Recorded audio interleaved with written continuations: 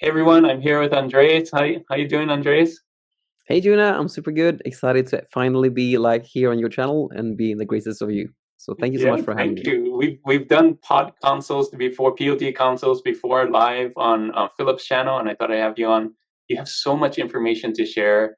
I love that you do everything with data and can, use that data to kind of get your things working, print on demand or YouTube or whatever you're doing. I love that you do that.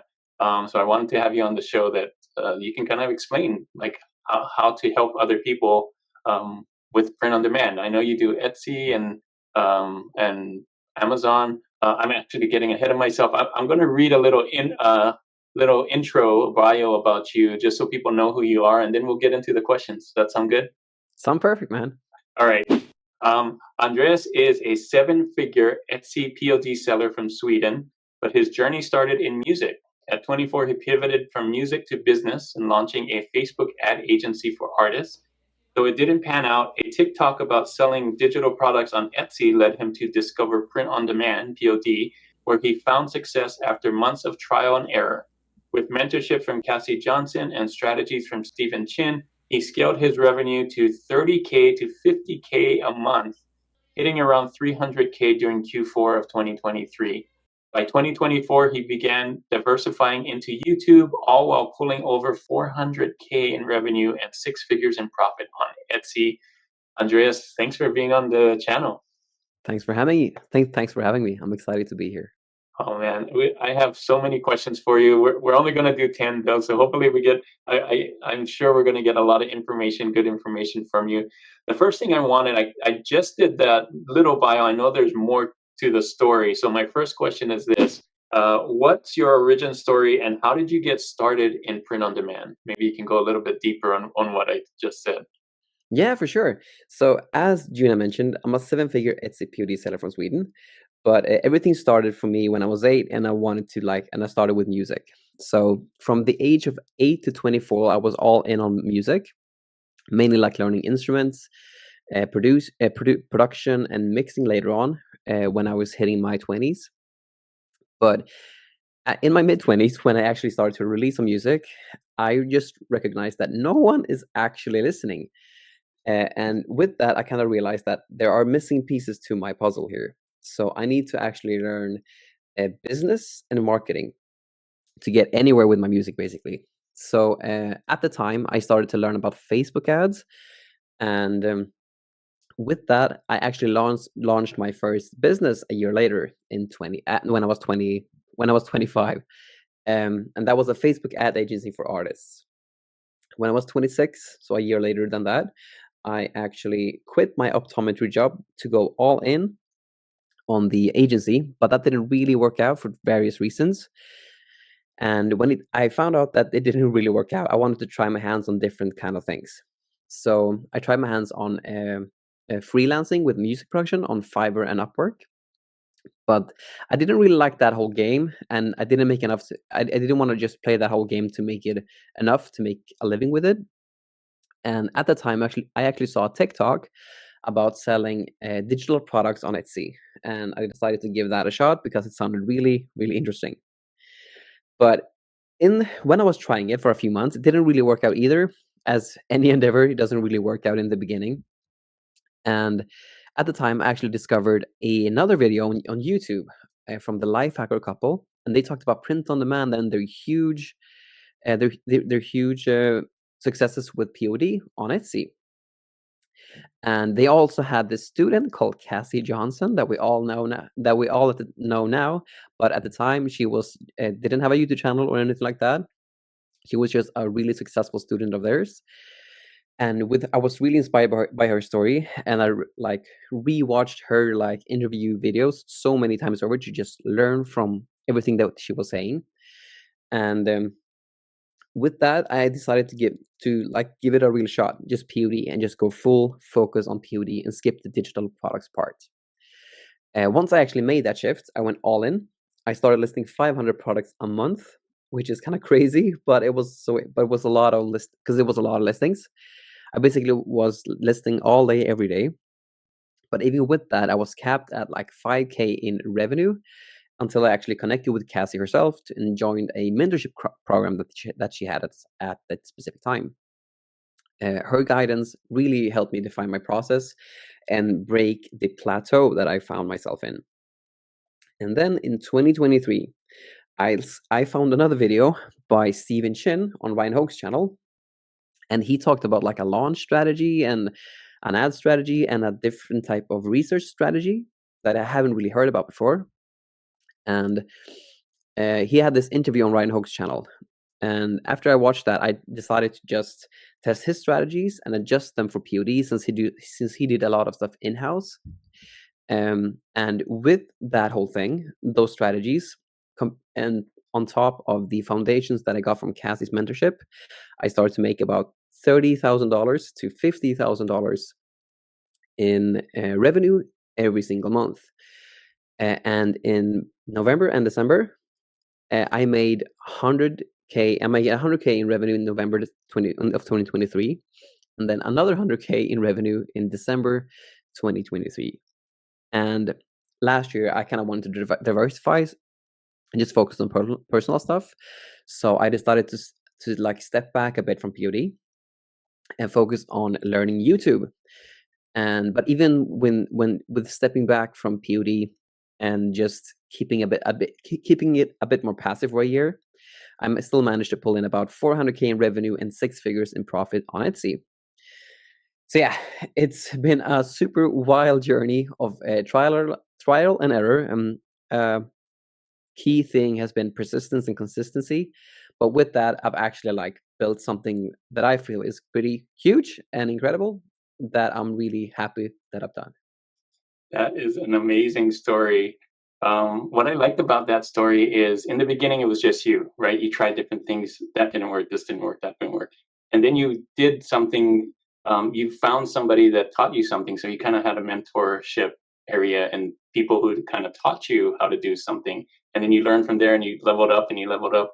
And then now you're at the point where you're teaching people how to do this. So it's kind of gone that full circle where you're probably finding people who are trying different things and not finding, who are in your position at the time. So really cool story. Glad you're here to share all these tips that you've learned throughout the years with a community that's probably in the same spot that you were back then. So this is awesome. Thanks for sharing that. All right. So number 2 is, what advice do you have for someone wanting to start print on demand in 2025? Is it still worth it? Yeah, it's for sure worth it. So I've made a video on it. Lots of people have made a video on this Yeah. specific topic if it's worth it, and I really think it is because, and just like Juna mentioned, I'm a data guy. Like Mhm. I'm an artist first and foremost, but when it comes to commerce and like a business aspect, I've learned that you should always rely on data, not like your personal judgment, so to speak, because that doesn't correlate to commerce. So if we rely on data, there is good information that the print on demand market is just in the beginning stages. By 2031, let me just double check so I don't say the wrong numbers now. But it's the whole market is basically growing about 20 to 25% year on year. And in 2031, uh, it's projected to be at a staggering, let's see if I can get the numbers correct. I love that you have these numbers. Of course. Yeah, I That's mean, awesome. and I'm super like picky about like this is something that I learned from school like when I was a kid, but being really picky about the sources that I pick from. So this Hmm. is from Printful, Okay. and so the projected market value in 2031 is $39 billion for the whole market, Whoa. That's and crazy. at the moment we're basically at the infancy stages since we're just in 2025. Uh-huh. So it grows with 25% year on year. So as long as you're getting in now, you're still getting in early. Hmm. So especially like if you're just looking at like different, like here in Stockholm where I live, stores are just shutting down left and right. But what's not Mm. shutting down is the e-commerce market and like Right. fast Taking over. fashion Yeah. fashion. So I I think it's a huge opportunity that I was lucky, like really honestly, really lucky just to find on like on a random YouTube channel. Mhm. and just learn about this whole thing, because we're still super early. And if it's going to grow with 25% year on year, and we're still in the infancy stages, I think it's one of the best things to focus on if you want to make an online business in 2025, because it has no real risk to it. Mhm. Um, the only risk that you basically go with is your time. Mhm. So that is basically the risk, but you don't have to make big financial risks when it comes to POD. And the faster and the more time you're spending on this, and the more reps you're basically putting into this whole thing, and the more you're reflecting on the progress, then that will eventually lead to a progress. I learned this from a book by Ray Dalio, Mhm. and the main thing that that I got from the book was that pain plus reflection equals progress. Mhm. So if we're able to just put a lot of reps in, and then uh, iterate a lot on the progress by reflecting on it, that will eventually lead you to progress. Yeah, I like that. Yeah, I think some people think, "Oh, I'm gonna go all in," but then they don't reflect on it and change and make the changes they need to get better and improve. So, yeah, I think Yeah, both of those are very important. yeah, I did that in the beginning and Yeah. when I actually started talking with Cassie, that's when I started to reflect, and Mhm. that's when I actually made some progress.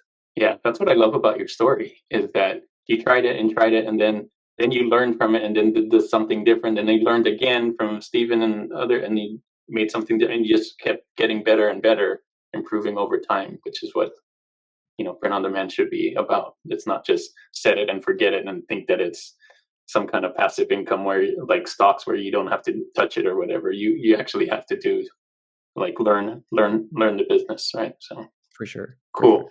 All right.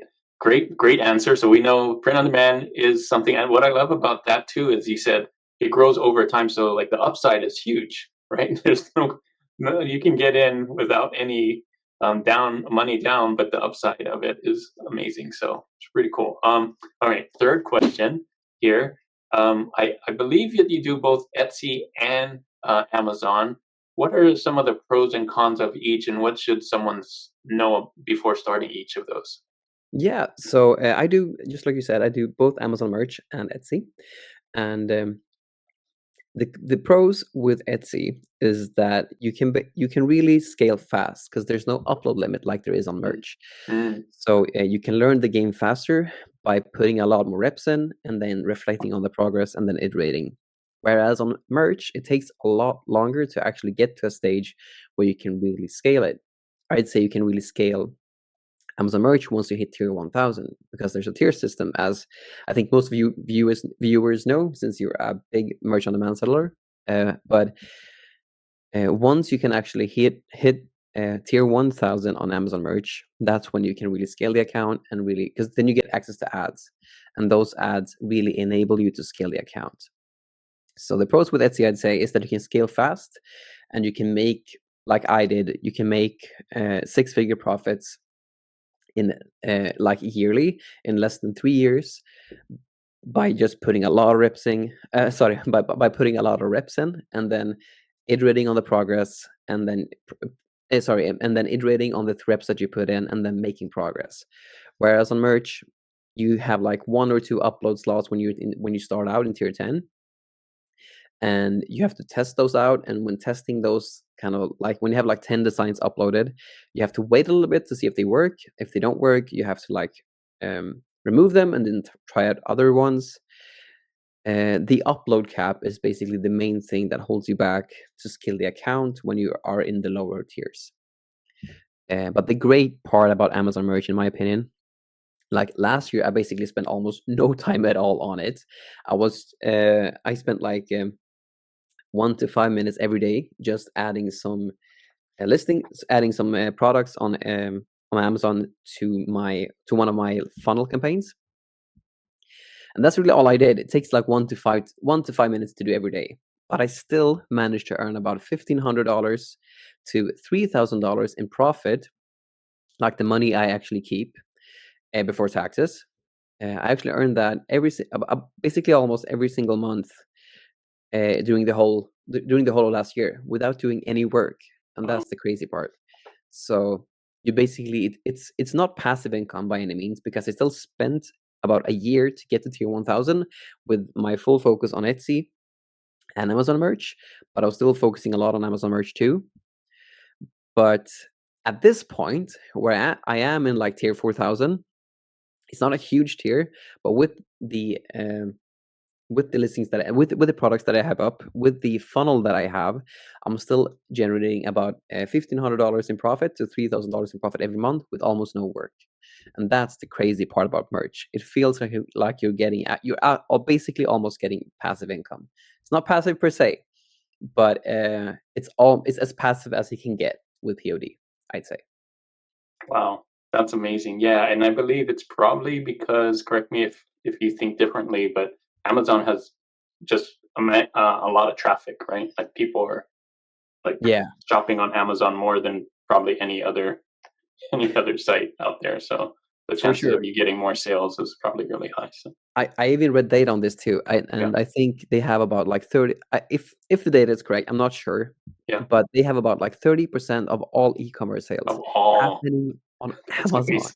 amazing. In one Yeah, Of that's course, they insane. don't only sell T-shirts; they sell all kinds of things. But still, that traffic of all e-commerce is amazing. So yeah, I agree with you.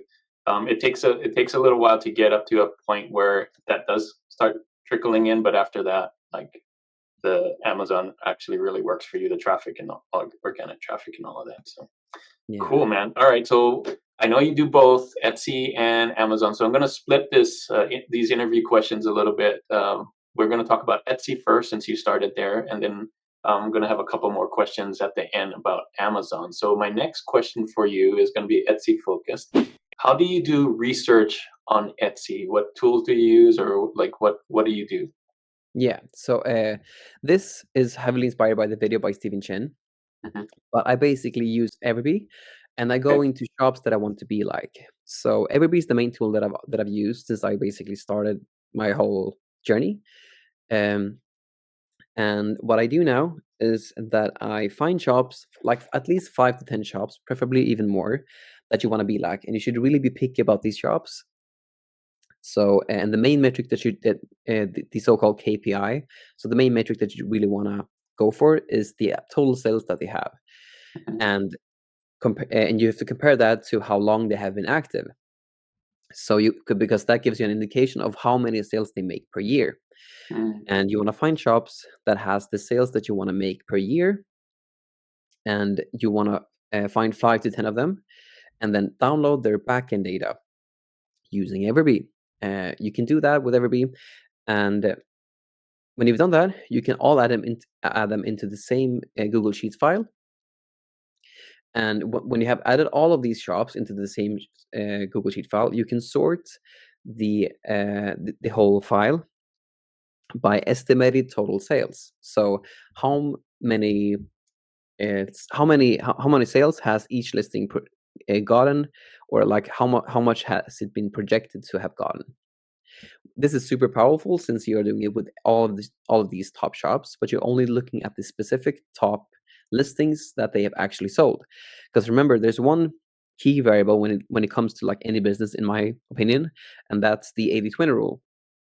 Because like 20% of listings that they actually put up sell, whereas I've found in my whole business experience now, 4% of the listings that you actually put up actually carries your store. mhm, 20% of them sell overall.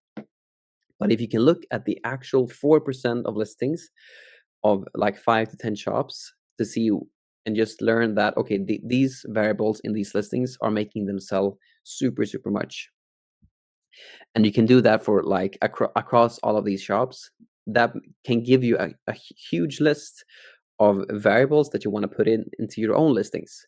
And you can combine these variables, because no shop usually, when it comes to like these top shops, they don't do everything different. They do everything a bit differently, and you can combine these variables that they do really well in different ways yourself to really add value to the platform.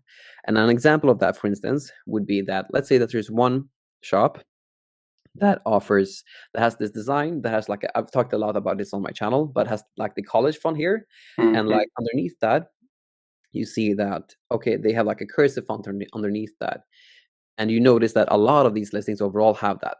Then you know that okay, those work really well together. But what if you add like a personalized element to that? Because you saw in one of the shops that they sell a lot of personalized stuff. So how about you actually make one of these like elements in design personalized? Could that be something that could work well?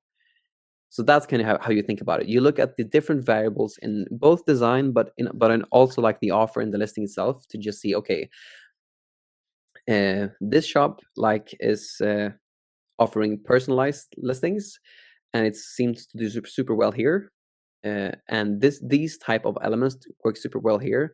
How about I combine everything together and create something new based on this research, and then add it to the platform?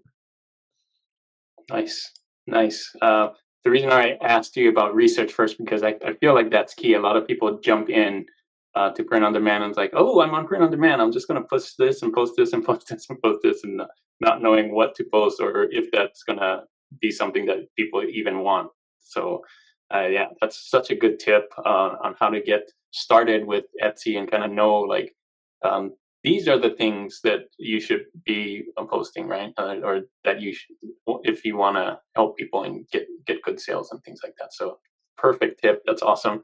Love that you use the data. I knew you used like the data is really cool. So Everbee, right? All right. Yeah. The second thing. So now that we know the research and kind of get some ideas, like you said, you can combine these two things and make it even better thing.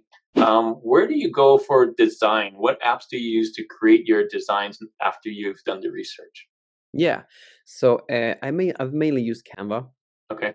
Yeah, I've used different types of apps, but I've always just gone back to Canva. It felt the best and easiest to use. And then when it comes to like finding my elements, I've used Creative Fabrica to find like my fonts and my elements. Mhm. And then once I have those things, I just make sure to put it all together and make my own design out of these elements in Canva. So Mhm. Creative Fabrica to find all the resources, and then Canva, I put them all together. All right. Cool. That's easy. All right, so we've done the research. We know what to make. We've gone to Canva to make it. We saved it as PNG. The next logical step or question would be, what print provider do you use? I know that with Etsy, you have to find kind of a print on demand provider to put these on different products. Which one do you use and why? Yeah, so I've tested mainly Printful and Printify. Uh-huh. And now that they've even and like after like 6 months of using Printful in the beginning, I actually switched all of my listings to Printify, and Oh, ever since then I've just used Printify. And it's okay. honestly for like it's honestly for a lot of reasons, but one of the main reasons is they are connected to different print production partners like Monster Digital and Swift POD. For apparel, those are the two ones that I've always used and found most reliable. Most reliable. But apart from that, they're so easy to work with. Like when it they have probably have like deals with the different production partners set up, but the way that they make everything for us sellers, it makes it super easy to just fix any issues. So let's say that there's like a defect print or there's something else that happens in your Etsy business. Usually with most like 99% of like things that are like a production partner issue, they usually always refund you or send a replacement super easy. So that's one thing that's really been a major variable to why I actually use Printify. But apart from that too, is that whenever like needed like help with anything, and this comes at a more of a high level when you're at Mhm. like doing like 100 hours plus a day. So in Q4 in 2023, I did a crazy number of sales. I did 150 to 300 orders a day, Wow. and yeah, that was insane. Yeah. But that also came with its own set of difficulties, as I live in Sweden, and that also gives me like I had all my orders at manual because I had to, since I Hmm. experiment a lot, like it's never really synced because I experiment with pricing, with listing images, and just replacing those time and time again.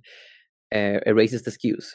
So usually my stuff is unsynced. So what I have to do each day is just manually import orders from other orders and then submit them manually.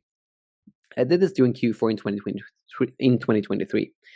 But what happens at a specific point when you're doing like over, I think it was 120 or 130 orders a day, my bank actually started to decline my orders because Mhm. they felt that it looked fishy. Because remember, like I live in Sweden and Printify is in the US when it comes to like their bank stuff.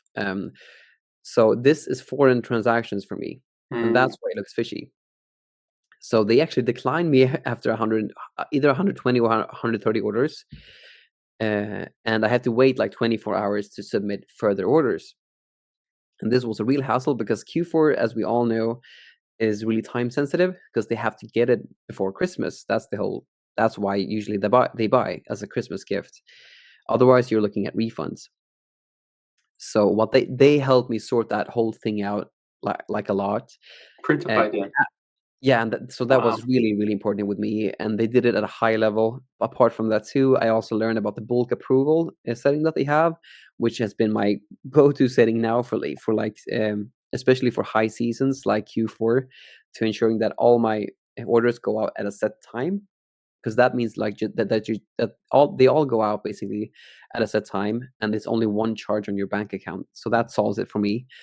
But all of this, I have so much trust built within Printify on so many levels. I've talked to so many different people in at different levels of the company, and I've just found that they are, yeah, they're the most reliable and do in. There's a saying which I really can really attest to this, and that's that you always like measure how good a boat or a crew is during rocky times. Mm. You don't measure that during the good times. And during the hard times when I really needed help to like sort things out, to not make my business, because remember, like our POD businesses is usually like ours, like us ourselves. And when I really needed them to help me with stuff, they were like, this is all different people at different stages, but the whole culture there is to just be, it's just been they've always helped me during rocky times, and they've been super like I haven't got that from other print providers, Mm. and it's all usually always been more of a hassle with different print providers. Whereas with Printify, I've always gotten the help I needed. They've always been super accommodating, and most importantly, they've done that during the hardest of times when it comes to like the stuff that you face when you're doing massive amounts of orders a day. And yeah, so that's why they have a really special place in my heart, and why I probably will never like leave them, because they've been there when I needed them the most. Um, so yeah, Printify for me is Wow. a great production partner. That's amazing. I have nothing but good things to say about Printify too. So it's good to hear that story too. I didn't have to go through like the Q4 things that you did, but they've always been really helpful on my end. Cool. So great. We know Printify to get your products. And then my next question kind of relates to that. And you mentioned it a little bit, but what products do you use from Printify? Because I know they have tons of products on there. They even do coffee and all this stuff. What products do you use on there, and do you recommend? And like, what's the price point that you use? Like, how much do you mark it up, and all those kinds of things? So a big thing that I've sold, or that I've mainly sold, is apparel. And Okay. when I say that, it's mainly like t-shirts and sweatshirts. And why it's also been like this is because I also have that on this too. But like 40% of the like something like that of the total POD market is just shirts, or sorry, it's just apparel in itself. So you really like, it's really important to tap into like where the demand is, and there's a lot of demand and competition for apparel, which is why there's a lot of competition for it. So apparel is where I made most of my money, and the best thing about like doing POD these days is that you can actually offer express delivery with Printify. And I mentioned this in so many of my videos too. But like, if I would start over today, I would make my whole shop just apparel, mainly shirts, and and promise them to offer the items within the express delivery timeframes. Maybe have some days for lag, but basically promising the, like for instance, like I think Printify promises to give you the shirts that they will be delivered within like 2 to 3 business days. You can maybe have like 5 business days just to compensate for any lag like that there could be. But doing that and then having maybe like a bigger price point to that would be super valuable for the customer because they can receive it fast. So I would definitely recommend to focus on apparel. And when it comes to pricing, I have this is also like inspired by Stephen Chin and the strategies that I learned from him and his channel. But when I list something on Etsy, and this is also the same for Amazon too, I usually list them at a break-even price. Now, on Etsy, this means that I earn a $2 to $4 margin to cover like any issues or stuff like that, or any like initial ad cost. Then once a listing hits 10 to 15 sales or a 50% visibility score on Everbee. So if you go into Etsy and then you go into a listing and then you research it with Everbee, it shows you a visibility score, which is like a metric that shows you. I don't exactly know how it works. I just know that it works in practice with this whole strategy. But it shows you how it's kind of how it ranks. So if a listing has sold either 10 to 15 sales or gained a 50% visibility score on Everbee, that's when I up it to profit pricing, which is generally around 30 to 40% gross margin. So you generally earn in dollars about $10 to $15 in profit. Okay. And yeah. That's really cool. All right. I knew you had the data to back it up and and had a good strategy. That's why I asked about that, because I know like there's certain ways to mark it up or when to mark it up or things. Another thing I wanted to ask is I know you do this as well, and so this question is about ads. What are your thoughts on Etsy ads? Should someone at the very beginning use it, or is that a strategy for later on, or and what do you do with it? So I think it's really important to have a good conversion rate when you actually use Etsy ads, because you can really lose money with Etsy ads. Mhm. And the thing is, what Etsy ads only do is that they increase the amount of clicks into a listing. Because how they work in practice is that when you toggle Etsy ads on, that creates a separate listing in search that goes, and there's a separate listing in search that's probably either at the top of the search field or above the organic listing that you have. And what it generally does when you have that is that it increases clicks. But if someone clicks into your listing and and it's good to know that when someone actually clicks on that ad listing, that's when you're being billed for it. But if you are converting at like a 2% or like a 3% in conversion rate, then in 2025 you will probably lose money because the CPC has gone up for everyone. Mm. They made this random change last year where just from one day to the next, it just shot up. The cost has shot up a lot. And if you have a low conversion rate, that means that you pay for a lot of clicks, or you pay for the clicks to your listing.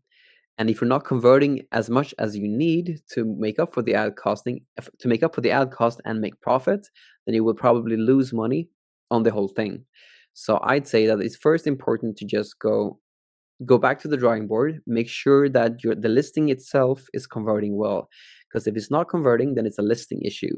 Mm. So because when someone clicks on the listing and they click off, that means that you're not converting, that customer made some kind of decision that this other listing is better than the one that they looked at first, which was yours.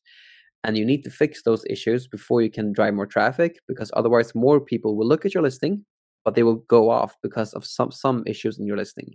And you want to keep the viewers that you actually get, and you want them to click purchase. Yeah, that makes so much sense because I think the ads are just going to help you do whatever you're already doing, right? So if it's not working and you put ads, it's going to work even less, and you're going to lose a lot of money. And if it is working and you put ads, then it should work in theory, work better, and you get even more sales. So that Yeah, makes a for lot of sure. sense. Okay. Awesome. Is there anything else? This isn't a really question, but is there anything else about Etsy before we move on to Amazon that people should know that we didn't cover? Yes, so there's one thing that Okay. I say said in my way. It's just a short thing, and Okay. that's that there's so much negativity out there regarding Etsy, and I know it can seem daunting with all of the stories that people lose their shops and everything. I mean, I've watched the YouTube videos myself, and I definitely feel like the pain of that. But if you don't do any fishy stuff, and you always make sure to not do anything that's copyrighted or trademarked, Hmm. and you Good. do your best to like do your due diligence, and then you can have a thriving business because the opportunity is still insane with Etsy. I mean, like last year, I made about 6 figures in profit on Etsy with not that much work at all, like 1 to 3 hours work each day with just maintenance. And like I wouldn't be where I am today without the opportunity that Etsy and Print on Demand gave me. So I just want to just put it out there and just say that it isn't that bad that people, in my experience at least, it isn't that bad that it can sometimes feel like with all the negative videos about Etsy that are circling around the web today. Cool. Good to know. Thanks so much for that. I wanted to ask, I know I'm asking a lot of questions, but if you can share this or not share this if you don't want, but how many products listings do you have on Etsy and how long have you been on Etsy now? Yeah, so I've been on Etsy for a couple of years, but remember in the beginning I listed 500 listings a month Yeah, because I that's why I thought was that. like, you must have thousands right now. Yeah, I have many thousands of listings. Okay. So 500 listings a month, and I did 500 listings a month, and I did that for several months. Okay. So I have many thousands of listings, but Okay. the funny part is that most of them, like yeah, basically like 80 to 90% of them are just expired. So they're just in the expired folder. Oh, I see. Yep. Yep. Uh, Because it happens, right? yeah, so just thousands of listings. But the good thing about that, when I did that, was that I really learned how to list fast, how Etsy works, and how to optimize the whole flow. But I wouldn't recommend doing that for anyone starting now. It'd be better to just actually reflect on the process and iterate going forward instead of just doing the same thing that you're doing wrong all day long. Yeah. But you still need, I mean, you may not need thousands and thousands of products, but I'm guessing you need more than 10, right? You Oh need yeah, like hundreds of for products, sure. right? Yeah. Like you Okay. still need to put in the reps and like have Yeah. a couple hundred listings to actually get going because Okay. you can only get good at something by like the first step to get good at something in my experience. This has gone along with both YouTube and with any endeavor that I've actually been successful at. And not saying that I'm super successful with YouTube yet, but I'm applying the same thinking behind it. And that's that you have to do a lot of it in the beginning. You have to be really bad at something in the beginning. Mhm. But once you've done, like I'm thinking, like with YouTube, my thinking has been that the entry fee to get good at YouTube is to at least make 100 videos, and those Mhm. 100 videos won't be super good. But with that, you will learn that you will actually see that some videos are doing better than others. And this applies the same with Etsy too. If you make 100 listings or 1,000 listings, you will see that about that like 20% will actually work a bit better than the other ones, and like 4% of the actual listings that you look at will work the best. Like let's say that you have 100 listings, then you might have like let's say that you have 4 sales. Those 4 sales could come for like 1 or 2 listings, Mhm. and then you can learn from that. Okay, what did I do right here? What did I do wrong here? But you can only get to that specific point by putting a lot of work a lot of work in the beginning. The first year will be a big pain. I've just noticed that same pattern for any type of business, Mhm. but you have to just go through that to be able to get to the next stage. So it's a kind of a requirement to be bad at something in the beginning, and but the more you do it, the more you try to just get past that point, the better you will be in shorter time. Yep. I totally agree. I totally agree with that. I like it's crazy to think that you're not going to be bad at something that you've never done before, right? It's going to almost be like that's that's what happens to everybody. If you've never done anything like this before, you're going to be bad at it, and you got to learn at it. The people that you're looking at that do really well at it have been doing it for years, and they've done, you know, they learned. So, Yeah, okay, great. 100%, 100%. Yeah. So okay, we got all the Etsy information. I think that's some really good tips on there on someone that wants to start Etsy. Now I'm going to transition to Amazon and what you've learned from there. So first question for Amazon is, how is your approach different for Amazon, and what would be some beginner tips for someone starting Amazon? Yeah, so if you're doing Amazon merch, so I tried so many different strategies in the beginning because I wanted to treat it as a different endeavor because it just looks and behaves differently compared to Etsy. But the only thing that really worked for me was to just put whatever worked on Etsy and put that on Amazon. Hmm. So with Amazon merch, uh, it's really hard to test out listings to see what works, what doesn't work. Since like if you're in tier 10, you have like 10 designs that you can put up and like 1 or 2 daily upload slots, which means that it will take quite a long time to actually see what will work well on the platform and to test them out. So I would actually recommend to start off on a different platform first because this is what worked for me at least. Like if you can start an Etsy store instead, for instance, try like have that as your testing ground. And if you do have access to Amazon Merch on Demand, then take the sellers that actually work on Etsy and put them on Amazon. It saves you so much more time, and it's the only thing that really worked for me. At least, especially in the low tiers, since I can't really experiment with different, like a lot of listings, since my daily design uploads are super limited, and my total design uploads are super limited too. Yeah, good point. Good point. Okay, so you get the research from Etsy in your case of what to put on there. My next question is about pricing and ads, kind of like Etsy. I know it's different. Well, I assume it's different. What's your strategy on pricing on Amazon? What products do you pick on Amazon? And tell me a little bit about ads. I know that's like three questions in one, but you can Yeah. do it. we we'll start off. I think we'll start off with the so with products. I just enable all of the products, Okay. and that's what I do now. And when it comes to pricing, it's very inspired by my Etsy, like my Etsy strategy. So when I list something on Amazon, I list them at a $0 royalty. So for like Mhm. shirts, that's like $13.38, I think. I do this for every single product. And then once a listing has hit 10 sales, I basically apply like my profit pricing on Amazon. I've usually done like $7 in royalty, and on a lot of products you can't do that because Mhm. Just a they've cap. recently introduced a cap on how much you can earn for some products. So I just use that producer plugin and just write 7, and then it just automatically sets a $7 royalty, or like the max amount of royalty that it Mhm. can set for every product. And now Okay. I'm actually experimenting a lot with upping $7 to $8, and Nice. it's working well too. Yeah, that's awesome. Sorry, the last question was ads. Ads, yes, When should sorry. somebody start ads, and like what are some basic strategies for that? Yeah, so ads, it's really evident in my stats, but when I actually got access to ads, my account scaled tremendously. Wow. Like the first thing that I did was just a simple campaign. Like I think he got this tip from Ryan Hogue, but he just mentioned that, yeah, just make an automatic campaign, Mhm. just and just do simple bids, no real optimization to it, and then just put all your listings in there. Mhm. And that got my sales from, let me see if I can get some stats. Okay. So you do Uh, all while you're looking that up, you're saying all your products have an ad on it? yes, so I did this in the Wow. beginning, basically the sellers, just to try it out to see what happens. But as a person, I just wanted to experiment and learn more. Yeah. So I did a Good lot more test. research later Good on. test. Yeah. But in the beginning, it's just so overwhelming because there's so many variables to add to Yeah. Amazon ads. It's Yeah. crazy.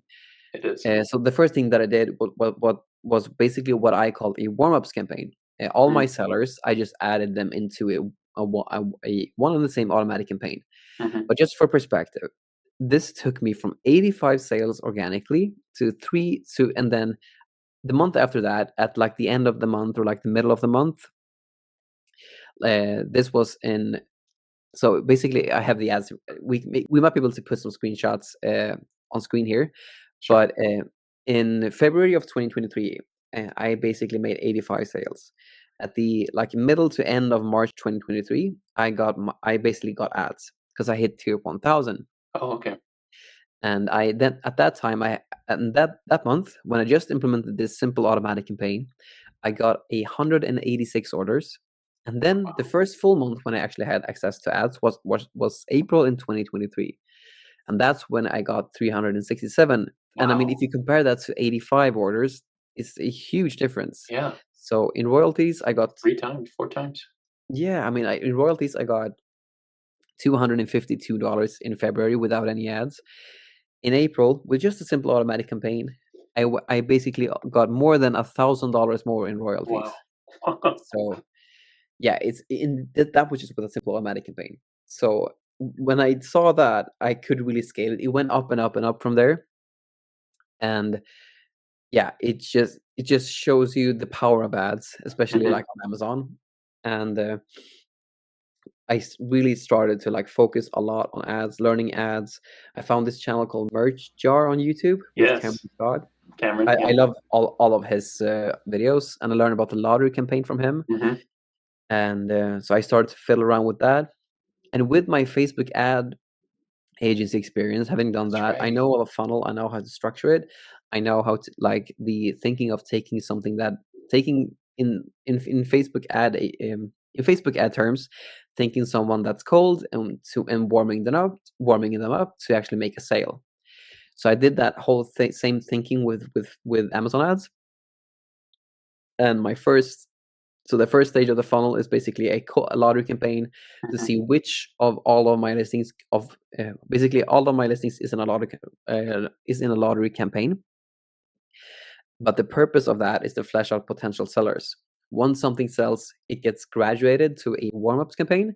So listings that have sold at least one time is put in this big automatic campaign where all of my listings that have sold at least one time is in. It's a simple campaign with just a simple automatic campaign, dynamic bids down only, Hmm. with like 15 to 20 cents in bids, if I remember correctly. And then once something hit 10 sales, I add them into the next part of the funnel, which is the hot campaign. That's where you like zone in a bit to a specific listing. So you make an automatic campaign for one listing, or sorry, you make an automatic campaign for one design. So you focus in on one design, and you want to see if you can sell even more if you just hone in on one, and you split the ad groups by targeting. So Hmm. one ad group is close match, one Hmm. is loose match, one is substitutes. And if you see that it sells 25 or more, that's when you graduate them from the to the last step of the funnel, which is the hero campaign. And this is a manual campaign with a lot more higher bids. I forgot to say this, but in the hot campaign, it's 20 cents dynamic bids up and down. And in the last part of the funnel, which is the hero campaign, it's dynamic bids done only, but with a lot higher bid. And you use basically the ad terms that you see were performing super well in the Hmm. previous campaign. So in the hot campaign, you take the keywords that were working super well and you hone in on them in the last part of the funnel, which is the hot campaign. And you just focus in on the specific products that actually are selling well. So, and you use the data from the hot campaign to like validate the last campaign. Nice. I like that strategy. That's really cool. All right, so I think we got a ton of good tips for Amazon as well as Etsy. Before I end with Amazon, is there anything else that we're missing? You talked about research, products, pricing, ads. Anything else we're missing for Amazon and how to be successful there? Ooh, I think we covered the most things. The most when you, if you want to look into ads and you have access to ads, the only thing that I just want to say to that is that just I have videos on every specific thing.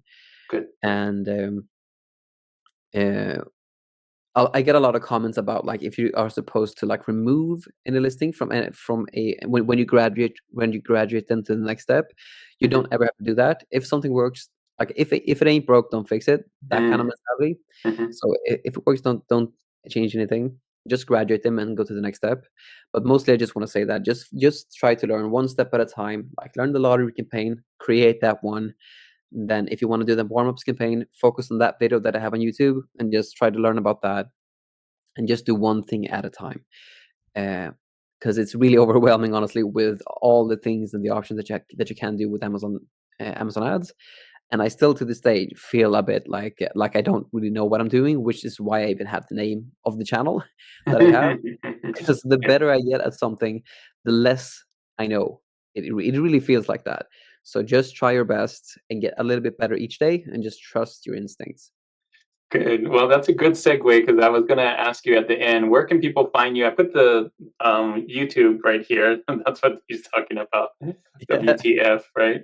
Am I even doing? So tell us more. Where can they find you? Is there anything else that you have helps and tips with and things like that? Yeah, you can find me on my YouTube channel. That's where I keep post all my videos. I recently also started a school community to help with that's focused on Etsy sellers mainly. It'll also include some Amazon stuff too, but it's mainly focused on Etsy sellers and how you can make money on Etsy with print on demand, especially if you live abroad like me. Um, so that's a mentorship on school. So you can find that in the description too. Yeah, But yeah, I'll put it down there for sure, and it'll be in the description. I'll have your school and your YouTube link. Any last words for people? Thanks so much again for this interview. I think you shared so many tips to help people on both Etsy and Amazon. It's so great to have you here. Share those tips, and again, more tips on the YouTube channel too, right, where you can break it down even further. So, any last words for someone wanting to start print on demand? ooh, that's a good question. First of all, thanks for having me. Like I've Of course. watched your channel ever since I started, and Uh, since you're so focused on merch and it's been my side gig, I haven't really honed in on it. But I've always watched you and the whole Detour Shirts YouTube channel. thank So you. thanks so much for even doing the videos. Yeah, Of you just course. do a lot of videos. So it's really good. I've watched it for years. Oh, thanks. But Thanks, man. Thanks for being a fan. yeah, so the last thing uh, is probably to piggyback of the first thing one of the first things that you asked me, and that's that if print on demand is worth it in Mm, 2025. mm, I really think it is, and if you really put the time in, like it didn't work for me and all of my friends that have been successful with Etsy. Like one of my good friends is called one of my good friends also has a YouTube channel. Her name is simply Shauna on YouTube. mhm. I mean, she had like almost no sales for like almost like a year or something like that. Wow. And I mean, she's made a huge and tremendous transformation with this whole Etsy thing. And she's a top seller now. Give it especially, and all the info that she provides now on YouTube is also really good. But I just want to say that we've all been in shoes where we don't know where nothing is really working, and we've been there for a long time. Like, but that thing shouldn't never ever stop anyone from not like getting better and trying and just making progress. So the last thing that I just want to point out is that it's definitely worth it in 2025. And if you're out there and if you are really struggling, just like you if you're like me and money is tight like I had in the beginning, just make sure that you like try to get better each and every day and just do your best. And um, just know that pain plus reflection equals progress, and you will eventually be able to hit the goals that you want to hit as long as you take it one step at a time. Nice. That's a great way to end it. I think that's very helpful for people that starting, especially a lot of people like to start in January and go through it. So it's perfect time for that. Thanks, Andreas. Thanks for being on my channel. Thanks for all the tips and for helping out my community. And go check out his channel. Again, I'll put it right there in his school as well. Well, we'll see you in the next POD console, man. Yeah, man. Thanks for having me. Of course. See you, man. See ya. Bye.